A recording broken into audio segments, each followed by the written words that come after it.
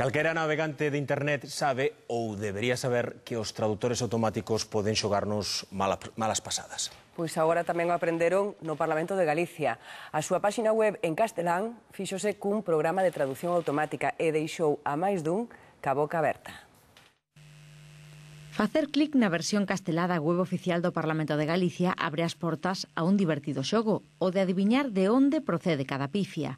Na biografía do deputado popular Carlos Negreira, convertido pola web en Carlos Negrera, vemos que naceu en Lorrie de Enero, traducción directa de Río de Xaneiro, ou que traballou para a Junta de Galicia e o xornal La Navoz.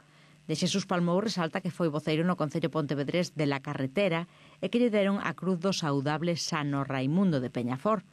De Bieito Lobeira do BNG coñecemos, por exemplo, a súa participación na plataforma Nunca Jamás, que non é o lugar onde vive Peter Pan.